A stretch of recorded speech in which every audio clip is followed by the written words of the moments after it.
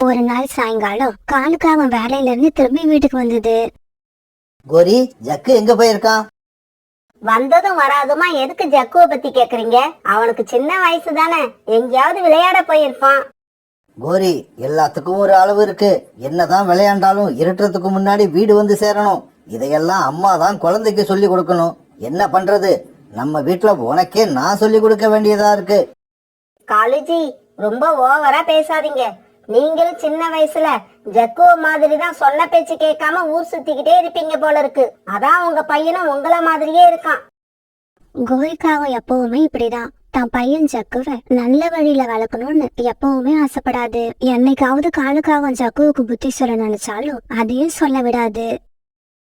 இவங்க வீட்டுக்கு பக்கத்துலதான் சோனா குருவியும் சோனா குருவியோட பையன் குக்குவும் வாழ்ந்து வந்தாங்க. குக்குவுக்கு சோனா குருவி சின்ன வயசுல இருந்தே நல்லதுக்கும் கெட்டதுக்கும் உள்ள வித்தியாசங்களை சொல்லி வளர்த்ததால குக்கு ரொம்பவும் புத்திசாலியா இருந்தான். ஒரு நாள் குக்கு உணவு தேட வீட்டை விட்டு வெளியில பறந்து போனான். குக்கு, ஒரு நிமிஷம் இங்க வா. ஜக்கு இப்படி கூப்பிட்ட உடனே குக்கு அவங்க கிட்ட போய் உட்கார்ந்தான். என்ன ஜக்கு, என்ன விஷயம் சொல்லு. குக்கு, நாம 3 பேரும் சேர்ந்து விளையாடுவோம் வா. இல்ல ஜக்கு, இது விளையாடுறதுக்கான நேரம் இல்ல. நான் உணவு தேட போகணும். நாங்க கூட தான் உணவு தேட போகணும். கொஞ்ச நேரம் விளையாண்டுட்டு அப்புறமா போகலாம். இல்ல, உணவு தேடுற நேரத்துல இந்த மாதிரி விளையாடுற பறவைகள் நல்ல பறவைகள் இல்லன்னு எங்க அம்மா சொல்லிருக்காங்க. அப்ப நீ மட்டும் நல்லவன், நாங்க எல்லாம் கெட்டவங்களா? இங்க பாரு குக்கு, இனிமே நீ ஒரு நிமிஷம் கூட இங்க உட்கார கூடாது. ஓடு இங்க இருந்து. பிறகு குக்கு எதுவும் பேசாம அந்த இடத்த விட்டு பறந்து போனான். ஜக்கு, குக்கு நம்ம 2 பேரையும் ரொம்பவும் அவமானப்படுத்திட்டான். நாம அவனை ஏதாவது செஞ்சாகணும். கவலைப்படாத நண்பா, எங்க அம்மா கிட்ட நான் இந்த விஷயத்த சொன்னா என்ன செய்யணுமோ அதை எங்க அம்மாவே செஞ்சிருவாங்க. ஜக்கு, நேத்து நாம அருவிக்கு போய் குளிச்சுக்கிட்டு இருந்தத பார்த்த ரீட்டா ஆண்டி எங்க அம்மா கிட்ட வந்து சொல்லிட்டாங்க, இனிமே பெரியவங்க இல்லாம அருவி பக்கம் போவியான்னு சொல்லி. எங்க அம்மா நேத்து என்ன அடி அடின்னு அடிச்சிட்டாங்க. அட பாவமே, ரீட்டா ஆண்டியா இப்படி பண்ணுனாங்க. இப்ப அவங்கள என்ன செய்யலாம்? ரீட்டா ஆண்டிய நம்மளால ஒன்னும் பண்ண முடியாது. ரீட்டா ஆண்டி இல்லாதப்ப அவங்க கூட்ட உடைச்சு கீழே தள்ளணும். அதுதான் என் ஆசை. வா, இப்பவே கிளம்புவோம். அநேகமா ரீட்டா ஆண்டி இந்நேரம் உணவு தேட கிளம்பிருப்பாங்க. இப்படி பேசிக்கிட்ட ஜக்குவும் ஆந்தையும் பிறகு ரீட்டாவோட கூட்டு நோக்கி பறந்து போனாங்க. இவங்க ரீட்டாவோட கூட்டுக்கிட்ட போனப்ப ரீட்டா அங்க இல்லாததால ரீட்டாவோட கூட்ட நாசம் பண்ண ஆரம்பிச்சாங்க. அந்த சமயத்துல உணவு தேடி எடுத்துக்கிட்டு வீட்டுக்கு திரும்பி வந்த குக்கு ஜக்குவும் ஆந்தையும் இப்படி செய்யறத பார்த்துட்டு அங்க வந்து உக்காந்தான். நிறுத்துங்க, ஏன் இப்படி ரீட்டா ஆண்டி கூட்ட உடைக்கிறீங்க? ஒரு கூடு கட்டுறது எவ்வளவு கஷ்டம்னு உங்களுக்கு தெரியுமா? இங்க பாரு குக்கு, நாங்க என்ன வேணாலும் பண்ணுவோம். அதை கேட்க நீ யாரு? இங்க பாரு குக்கு, இந்த மாதிரி செஞ்சது நாங்க தானே நீ ரீட்டா ஆண்டி கிட்ட சொல்லவே கூடாது. தப்பி தவறி சொன்ன, அதுக்காக ரொம்ப கஷ்டத்தை அனுபவிப்ப. இப்படி சொன்ன ஜக்குவும் ஆந்தையும் அங்க இருந்து பறந்து போயிட்டாங்க. அவங்க போய் கொஞ்ச நேரம் கழிச்சு ரீட்டாவும் அங்க வந்துச்சு. தன்னோட கூட இருந்த நிலைமைய பார்த்துட்டு ரீட்டா அழ ஆரம்பிச்சது. குக்கு, நீ எவ்வளவு நேரமா இங்க இருக்க? என்னோட கூட்ட இந்த மாதிரி செஞ்சது யாரு? ரீட்டா ஆண்டி, ஜக்குவோட ஃப்ரெண்ட் ஆந்தையும் 2 பேரும் தான் உங்களோட கூட்ட இந்த மாதிரி உடைச்சு போட்டாங்க. அப்படியா? ஜக்குவோட அம்மா கோரிக்காகத்துக்கிட்ட நான் இப்பவே போய் நியாயம் கேக்குறேன். பிறகு ரீட்டா கிளி ரொம்பவும் கோவமா கோரிக்காகத்தோட வீட்டை நோக்கி பறந்து போச்சு. இப்படி கோவமா போன ரீட்டா கோரிக்காகத்துக்கிட்ட நடந்தது எல்லாத்தையும் சொல்லுச்சு. கோரி, எந்த வேலையும் இல்லாத உருப்படாத ஆந்த கூட சேர்ந்தா உன் பையனும் அப்படியே தான் ஆயிடுவான். இவங்க 2 பேரும் சேர்ந்துதான் என்னோட கூட்ட உடைச்சு போட்டு இருக்காங்க. இல்லம்மா, ரீட்டா ஆண்டி பொய் சொல்றாங்க. நான் இப்படி எல்லாம் செய்யவே இல்ல. ரீட்டா, நீ என்னடானா இப்படி சொல்ற? என் பையன் நான் செய்யவே இல்லங்கிறான். இதுல யார் பேச்ச நம்புறது? சரி, என் பையனும் அவனோட நண்பனும் சேர்ந்து உன்னோட கூட்ட உடைச்சத யாராவது நேர்ல பார்த்தாங்களா? ஆமா, சோனா குருவியோட பையன் குக்கு இதெல்லாம் நேர்ல பார்த்துட்டு தான் என்கிட்ட சொன்னான். ஓஹோ, குக்கு சொன்னா அது உண்மையாயிடுமா? ஏன், அவன் பொய் சொல்ல மாட்டானா? சொல்ல மாட்டான். குக்கு ஒரு நாளும் பொய் சொல்ல மாட்டான். இங்க பாரு கோரி, உன் பையன்கிட்ட சொல்லி வை. இதுக்கப்புறம் இவனை நான் எப்பயாவது என் கூட்டு பக்கம் பார்த்தேன்னு வச்சுக்க, நான் அவனை சும்மா விட மாட்டேன். என்ன ரீட்டா, நான் வாய மூடிட்டு இருக்கேன்னு நீ பேசிக்கிட்டே போறியா? இங்க பாரு, உன்னால என்ன செய்ய முடியுமோ அதை செய். நான் எதுக்கும் கவலைப்பட மாட்டேன். ஆனா ஒண்ணு, என் பையன் மேல இப்படி அபாண்டமா போய் சொன்ன அந்த சோனா குருவியோட பையன் குக்குவை நான் சும்மா விட மாட்டேன். பிறகு ரீட்டா கிளி அந்த இடத்தை விட்டு பறந்து போயிடுச்சு. அம்மா, எனக்கு இந்த குக்குவை பார்த்தாலே பிடிக்கல. என்னவோ அவன் மட்டும்தான் நல்லவன் மாதிரியும் நாங்க எல்லாம் கெட்டவங்க மாதிரியும் பேசுறான். அப்புறம் கூட்ட உடைச்ச விஷயத்த ரீட்டா ஆண்டி கிட்ட சொல்லக்கூடாதுன்னு நாங்க மிரட்டிட்டு வந்தோம். அவன் சொல்லி இருக்கிறான்னா அவனுக்கு எவ்வளவு தைரியம் இருக்கணும். ஜக்கு, கவலைப்படாத, பொறுமையா இரு. நல்ல சமயம் பார்த்து குக்குவை என்ன செய்யணும்னு நானே முடிவு பண்றேன். இப்படியே சில நாட்கள் நகர்ந்துச்சு. ஒரு நாள் சோனா குருவி பறந்து போறத பார்த்த கோரி அதை தடுத்து நிறுத்துச்சு. என்ன சோனா, இவ்வளவு காலையிலேயே எங்க கிளம்பிட்ட? கோரி அக்கா, நான் எங்க அம்மாவை பார்க்க போறேன். அது அம்மாவை பார்க்க போறியா? குக்குவை வீட்டுல விட்டுட்டு நீ மட்டும் போற? ஆமா, குக்குவை விட்டுட்டு தான் போறேன். நான் காலையில போயிட்டு சாயங்காலம் திரும்பி வந்துருவேன். ஆனா இப்படி உடனே திரும்பி வரணும்னா குக்குவுக்கு ரொம்பவும் கஷ்டமா இருக்கும். அதனாலதான் அவனை வீட்டுல விட்டுட்டு போறேன். இப்படி சொல்ல சோனா குருவி பிறகு அங்கிருந்து பறந்து போயிடுச்சு. அப்ப குக்கு இன்னைக்கு வீட்டுல தனியா இருக்கான். குக்கு, அந்த கடவுளே நினைச்சா கூட இன்னைக்கு என்கிட்ட இருந்து உன்னை காப்பாத்த முடியாது. குக்கு தன்னோட வீட்டுல பந்த வச்சு விளையாண்டுகிட்டு இருந்தான். அந்த சமயத்துல ஜக்கு ரொம்பவும் அவசரமா குக்குவோட வீட்டுக்குள்ள வந்தான். குக்கு, சீக்கிரமா கிளம்பு. உங்க பாட்டி வீட்டுக்கு போற வழியில உங்க அம்மா ஒரு மரத்துல மோதி கீழே விழுந்துட்டாங்க. அவங்க தலையில பலமா அடிபட்டிருக்கு. ஜக்கு, என்ன சொல்ற நீ? எங்க அம்மா எந்த இடத்துல இருக்காங்கன்னு உனக்கு தெரியுமா? தெரியும், எனக்கு அந்த இடம் நல்லா ஞாபகம் இருக்கு. சீக்கிரமா கிளம்பு. உங்க அம்மா தலையில இருந்து நிறைய ரத்தம் வந்துகிட்டு இருக்கு. சோனா குருவி உண்மையிலேயே பாட்டி வீட்டுக்கு போயிருக்கிறதால குக்கு ஜக்குவை கொஞ்சம் கூட சந்தேகப்படவே இல்ல. உடனே ஜக்கு பின்னால அம்மாவை பாக்கிறதுக்காக பறந்து போனான். இப்படி போனவங்க ஒரு மரக்கடியில உட்கார்ந்தாங்க. இந்த இடம் இல்ல குக்கு, இன்னும் கொஞ்சம் தூரம் போகணும். இப்படி சொன்ன ஜக்கு பிறகு குக்குவை அழைச்சுக்கிட்டு மறுபடியும் பறந்து போனான். இப்படி போனவங்க ஒரு பெரிய அடர்த்தியான காட்டுக்குள்ள போனாங்க. குக்கு, உங்க அம்மா இல்லாட்டி என்ன, எங்க அம்மா இங்கதான் இருக்காங்க. ஜக்கு இப்படி சொன்ன உடனே ஒரு மரத்துக்கு பின்னால மறைஞ்சிருந்த கோரிக்காக வெளியே வந்தது. என்ன குக்கு, அம்மாவை தேடி வந்தியா? ரொம்ப வேகமா பறந்து வந்திருக்க போல இருக்கு. உன்னை பார்க்க பாவமா இருக்கு. ஜக்கு, பொய் சொன்னியா? பொய் சொன்னியா? என்ன இங்க அழைச்சிட்டு வந்த? நல்ல பறவையா மாறிட்டேன்னு சொன்னியே, அதுவும் பொய்யா? இங்க பாரு குக்கு, நாங்கெல்லாம் கனவுல கூட நல்ல பறவையா மாறணும்னு ஆசைப்பட மாட்டோம். நீ எங்க கிட்ட வந்து வசமா மாட்டிக்கிட்ட. இங்க இருந்து நீ தப்பிக்கவே முடியாது. ஜக்கு இப்படி சொன்ன உடனே குக்குவோட மூளை வேகமா வேலை செஞ்சது. அந்த இடத்த விட்டு நம்ம உடனே கிளம்பணும்னு முடிவு பண்ணின குக்கு அங்க இருந்து வேகமா பறக்க ஆரம்பிச்சான். ஜக்கு, என்னடா குக்கு பறந்து போய்கிட்டு இருக்கான், வேடிக்கை பார்த்துட்டு நிக்கிற? சீக்கிரம் பறந்து போய் அவனை பிடிப்போம், வா. பிறகு கோரிக்காகவும் ஜக்குவும் குக்குவை பிடிக்க அவன் பின்னாலேயே வேகமா பறந்து போனாங்க. குக்கு இவங்க கிட்ட இருந்து தப்பிச்சு போகணுன்ற எண்ணத்துல ரொம்பவும் வேகமா பறக்க ஆரம்பிச்சான். இன்னும் கொஞ்சம் தூரம் போனா போதும், இந்த காட்டை விட்டு நம்ம வெளியில போயிடலாம். அதுக்கப்புறம் கண்ணுல படுற பறவைகள் கிட்ட நாம உதவி கேட்கலாம். இப்படி நினைச்சு வேகமா பறந்து போய்கிட்டு இருந்த குக்குவால அதுக்கு மேல பறக்க முடியல. அதனால ஒரு இடத்துல உட்கார்ந்து மூச்சு வாங்க ஆரம்பிச்சான். இதுக்கு மேல நம்மளால பறக்க முடியாது. இங்கேயே உட்கார்ந்து இருந்தா கோரி ஆண்டி எப்படியும் நம்மள வந்து பிடிச்சிருவாங்க. இப்படி யோசிச்ச குக்கு பக்கத்துல ஒரு இடத்துல நிறைய பூச்செடிகள் அடர்த்தியா இருக்கிறத பார்த்தான். உடனே குக்கு அந்த பூச்செடிகளுக்குள்ள போய் மறைஞ்சுக்கிட்டு வெளியில நடக்கிறது வேடிக்கை பார்க்க ஆரம்பிச்சான். அம்மா, குக்கு எங்க போனா? திடீர்னு மறைஞ்சு போயிட்டான். ஜக்கு, இது வரைக்கும் குக்கு பறந்து வந்ததை நான் பார்த்தேன். அவன் இங்கதான் எங்கேயாவது ஒளிஞ்சிருக்கணும், நல்லா தேடி பாரு. கோரிக்காக இப்படி சொன்ன உடனே ஜக்கு சுத்தியும் முத்தியும் பார்த்தான். குக்கு, நீ ஒளிஞ்சிருக்க இடத்த கண்டுபிடிச்சிட்டேன். இனிமே நீ தப்பிக்க முடியாது. இதோ வந்துட்டேன் குக்கு, இப்பவே வந்துட்டேன். பூச்செடிகளுக்குள்ள மறைஞ்சிருந்த குக்கு ஜக்குவோட இந்த பேச்சு கேட்டதும் ரொம்பவும் பயந்து போயிட்டான். உடனே மெதுவா எட்டி பார்த்தான். ஆனா ஜக்கு பக்கத்துல இருந்த மரத்துல ஒரு பொந்த பார்த்து இப்படி பேசிக்கிட்டு இருந்தான். இப்படி சொன்ன ஜக்கு அந்த பொந்துக்குள்ள போனான். குக்கு, மரியாதையா வெளியில வந்துரு. ஜக்கு இப்படி சத்தம் போடவே அந்த பொந்துக்குள்ள தூங்கிட்டு இருந்த பாம்பு ஒண்ணு கோபத்தோட வந்து ஜக்குவை கடிச்சிருச்சு. இப்படி பாம்பு கிட்ட கடிப்பட்ட ஜக்கு மரத்துல இருந்து கீழே விழுந்து கதறி துடிச்சான். அம்மா, பாம்பு கடிச்சிருச்சு, என்ன பாம்பு கடிச்சிருச்சு, எப்படியாவது என்ன காப்பாத்துங்க. பதற்றத்துல என்ன பண்றதுன்னு தெரியாத கோரிக்காகவும் அழ ஆரம்பிச்சது. ஐயோ, இப்ப நான் என்ன பண்ணுவேன்? என்னோட பையனை பாம்பு கடிச்சிடுச்சு. இந்த இடத்துல எனக்கு உதவி செய்ய கூட யாருமே இல்ல.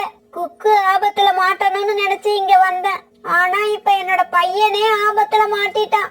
யாராவது காப்பாத்துங்க, யாராவது காப்பாத்துங்க. பிறகு நடந்ததை புரிஞ்சுக்கிட்ட குக்கு வெளியில வந்து கோரிக்காகத்துக்கிட்ட இப்படி பேச ஆரம்பிச்சான். கோரி ஆண்டி, இப்படி அழுதுகிட்டு இருந்தா புண்ணியம் இல்ல. சீக்கிரமா ஜக்குவுக்கு வைத்தியம் பார்த்தாகணும். குக்கு, இங்க இருந்து ஹாஸ்பிடல் ரொம்ப தூரம் இருக்கு. அங்க தூக்கிட்டு போற வரைக்கும் என் பையன் உயிரோடு இருக்க மாட்டான். கோரி ஆண்டி, இங்க பக்கத்துல ஒரு நாட்டு வைத்தியர் இருக்காரு. எனக்கு அவரை தெரியும். நீங்க ஜக்குவை தூக்கிக்கிட்டு என் பின்னாலேயே பறந்து வாங்க. இப்படி சொன்ன குக்கு முன்னால பறந்து போக கோரிக்காகம் ஜக்குவை தூக்கிட்டு பின்னாடியே பறந்து போச்சு. பிறகு அந்த வைத்தியர் பச்சிலை மூலிகைகளை பறிச்சுட்டு வந்து கசக்கி ஜக்குவோட வாயில 4 சொட்டு விட்டாரு. இங்க பாருங்க, இன்னும் 2 மணி நேரம் உங்க பையன் நல்லா தூங்குவான். அதுக்கப்புறம் தான் நீங்க அவனை அழைச்சுக்கிட்டு போகணும். அது வரைக்கும் எல்லாரும் இங்கேயே வெயிட் பண்ணுங்க. வைத்தியர் சொன்னதை கேட்ட கோரிக்காகத்துக்கு அப்பதான் உயிரே வந்தது. குக்கு, என்ன மன்னிச்சிடு. நான் செய்ய இருந்த பெரிய தப்புக்கு எனக்கு தண்டனை கிடைச்சிடுச்சு. இனி என்னோட வாழ்நாள்ல அடுத்தவங்களுக்கு கெடுதல் செய்யணும்னு நினைக்கவே மாட்டேன். கோரிக்காக இப்படி மனசு மாறினதை நினைச்சு குக்குவும் சந்தோஷப்பட்டான். குக்கு, நீ இங்கேயே இரு. இதோ இப்ப நான் உடனே வந்துடுறேன். ஆண்டி, என்ன தனியா விட்டுட்டு நீங்க எங்க போறீங்க? இல்ல குக்கு, இப்ப உங்க அம்மா பாட்டி வீட்ல இருந்து திரும்பி வர்ற நேரம். சோனா குருவி கிட்ட எல்லா உண்மையும் சொல்லி மன்னிப்பு கேட்டு சோனாவையும் இங்க அழைச்சுக்கிட்டு வரேன். இப்படி சொன்ன கோரிக்காகும் பிறகு அழுதுகிட்டே சோனா குருவி அம்மா வீட்டு நோக்கி பறந்து போச்சு. சோனா குருவியும் அதோட கணவர் ராணா குருவியும் ஒரு வேலை காரணமா பக்கத்து காடு வரைக்கும் போயிட்டு தங்களோட காட்டுக்கு திரும்பி வந்துகிட்டு இருந்தாங்க. அப்படி வர வழியில ஓய்வு எடுக்கிறதுக்காக ஒரு இடத்துல 2 பேரும் உட்கார்ந்தாங்க. அப்ப சோனா குருவி அந்த இடத்துல 3 செடிகள் வாடி போயிருக்கிறத பார்த்தது. ராணாஜி, அங்க பாருங்க, 3 செடிகள் நீர் இல்லாம வாடிக்கிட்டு இருக்கு. அத பார்க்க எனக்கு ரொம்ப கஷ்டமா இருக்கு. ஆமா சோனா, இப்படியே நீர் கிடைக்காமல் இருந்தா இந்த செடிகள் இறந்து போறதுக்கும் சந்தர்ப்பம் இருக்கு. இப்படி பேசிக்கிட்ட ராணா குருவியும் சோனா குருவியும் பிறகு அவங்க கடந்த உடஞ்ச பானைகளை தூக்கிட்டு போய் பக்கத்துல இருந்த நதியில தண்ணீர் எடுத்துட்டு வந்து அந்த செடிகளுக்கு ஊத்துனாங்க. கொஞ்ச நேரம் கழிச்சு மெதுவா அந்த செடிகள் எல்லாம் தங்களோட கண்ணை திறந்து தண்ணி ஊத்துன ராணா குருவியும் சோனா குருவியும் பார்த்தாங்க. குருவிகளே, நாங்கெல்லாம் தண்ணீர் இல்லாம இவ்வளவு நேரம் மயக்கத்துல இருந்தோம். எங்களுக்கு உயிர் உண்டாக்குன உங்களுக்கு ரொம்பவும் நன்றி. நாங்க 3 பேருமே விதவிதமான பழங்களை கொடுக்கக்கூடிய மரங்களா வளருவோம். நீங்க எங்களுக்கு செஞ்ச உதவிக்கு கூடிய சீக்கிரமே பழங்களை கொடுத்து நாங்களும் உதவி செய்வோம். செடிகளே, கவலைப்படாதீங்க. எங்களால முடிஞ்ச வரைக்கும் உங்களுக்கு கண்டிப்பா தண்ணீர் ஊத்துவோம். இப்படி உங்களுக்கு உதவி செய்யறதுல எங்களுக்கும் சந்தோஷமா இருக்கு. சோனா குருவி இப்படி சொன்னதும் அதை கேட்டு 3 செடிகளும் ரொம்பவும் சந்தோஷப்பட்டாங்க. சோனா குருவி சொன்ன வார்த்தை அவங்க மனசுல ஒரு நம்பிக்கையை உண்டாக்குச்சு. பிறகு தங்களுக்கு நேரம் கிடைக்கிறப்ப எல்லாம் ராணா குருவியும் சோனா குருவியும் அந்த செடிகள் இருக்கிற இடத்துக்கு போய் செடிகளுக்கு தண்ணி ஊத்துனாங்க.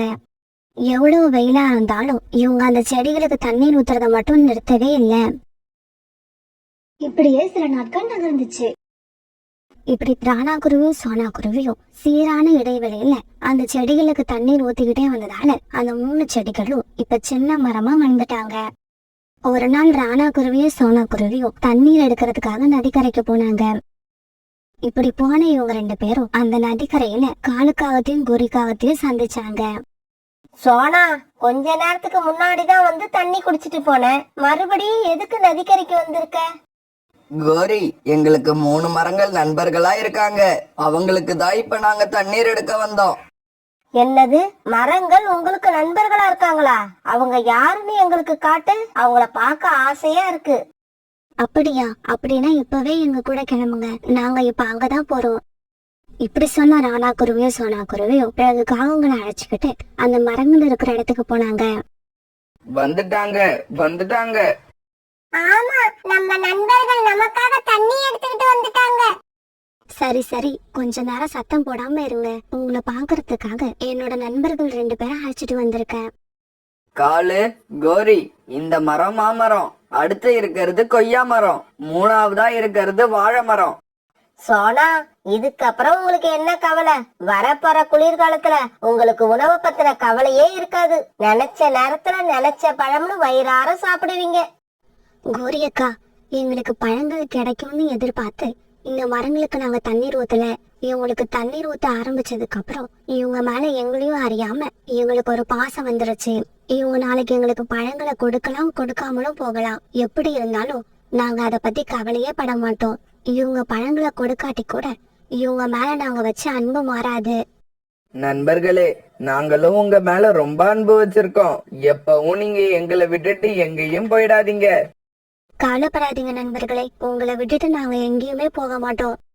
இப்படி சொன்ன ராணா குருவியும் சோனா குருவியும் பிறகு அந்த மரங்களுக்கு தண்ணி ஊத்த ஆரம்பிச்சாங்க. குருவிகளும் அந்த மரங்களும் இப்படி நண்பர்களா பழகிறத காலுக்காகத்தாலையும் கோரிக்காகத்தாலையும் தாங்கவே முடியல. அவங்களுக்கு பொறாமையா இருந்தது. வீட்டுக்கு போன காங்கள் 2 பேரும் அந்த மரங்களை பத்தியே பேசிக்கிட்டு இருந்தாங்க.